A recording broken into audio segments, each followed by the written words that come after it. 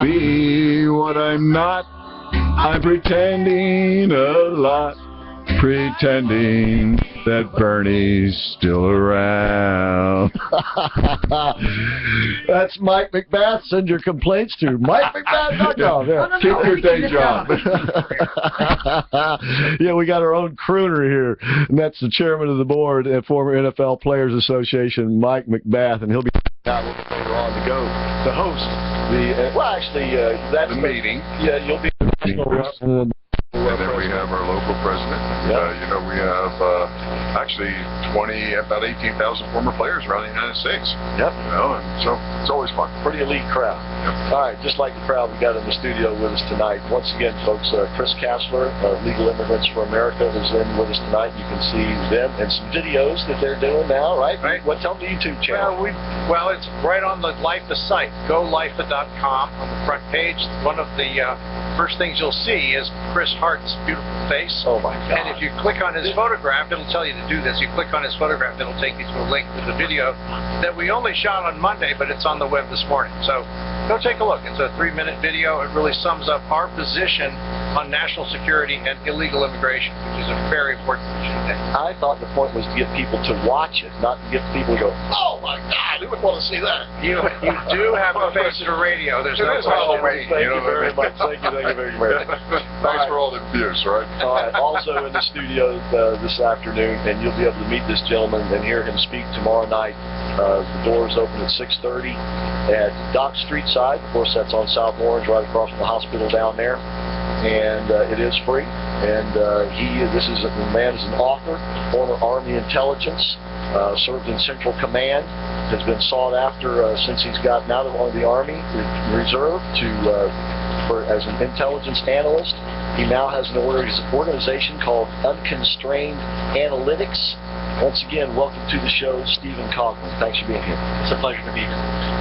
First of all, before we get too far into this, just during the break, you were talking about creating space. Can you tell the listeners what you were talking about there? Well, creating space in politics is where you have someone if you consider yourself, for example, very conservative or very liberal, you're going to find an outlier who's way more conservative or way more liberal, like Bernie Sanders and Hillary Clinton, so that you can maintain these narratives and make you appear to be a centrist by drawing the line with Bernie Sanders, when in fact you've just drawn the line 3 degrees to the left of where it used to be. So what happens when you have someone like Bernie Sanders run is to create space for that the other liberal to make them appear moderate. This might be why some donors would give money to both Hillary Clinton and Bernie Sanders, right? They would want to set up that situation for one of them. Right. All right. First of all, Unconstrained Analytics. What is that, and why that name? Well, my background is in international law and international business. I was a reserve officer, and I was mobilized out to active duty because of Desert Storm. And I realized very early on when I was in the Joint Chiefs of Staff Intelligence Director that we were not really following the intelligence process. And if you get the very basic document on intelligence for officers, it was called the IPE manual, Intelligence Preparation of the Battlefield, or Intelligence Preparation of Battlespace. And it required the intelligence officer to use that their analysis of the enemy must be unconstrained by your personal preferences or how you would like to understand them. That you can't constrain your analysis of them. But what I found when I was in the Pentagon or in Central Command or other places is that they were completely constrained. We were not allowed to talk about Islam against an enemy that said that against an enemy who explicitly defines the basis of his activities on Islam, and more importantly, derives his tactics and strategies from Islam. And so unconstrained analytics goes to the issue that we're going to do analysis that answers the question based on facts, published threat doctrines, and the statements of the enemy as applied to their understanding of business as they operate. And of course, when I was doing that in the Pentagon, in the private sector, it just simply outclassed. So let me see if I got this. What you're trying to say is unconstrained means you are looking at this from the enemy's perspective. You must look at it the way the enemy looks at it. You must understand Islam the way he understands it when he understands Islam.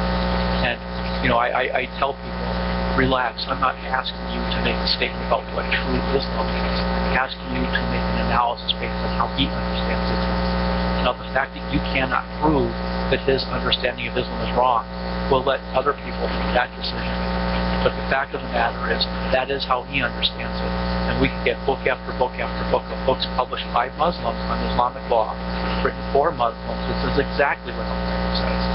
It says exactly what the Muslim Brotherhood says. It says it word for word. In fact, half the time you read what they're saying, we can read the book they got it out of because it's word for word. And these are books on Islamic law that were first published 100 years ago, 500 years ago, 1,000 years ago. And so my point is, if you want to understand why someone joins the Islamic State, ISIS, you have to understand how they understand it. And then you'll find out that the reason they get people to join is not because the people who are joining believe that it's a right interpretation. In so many ways in life, and we've used this phrase over and over here on the show since we've been on the air over 5 years now, and that is that, particularly we use it normally in relation to politics, but that perception is reality. Their perception of Islam is the reality that we have to deal with.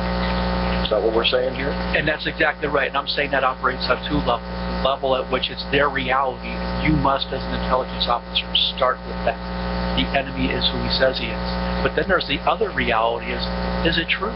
Because, you know, if it wasn't true, you would have had a whole bunch of imams knock them out of the block Long time ago. And the simple fact of the matter is, they can win the shootout, the doctrinal shootout with their moderate friends, and they do.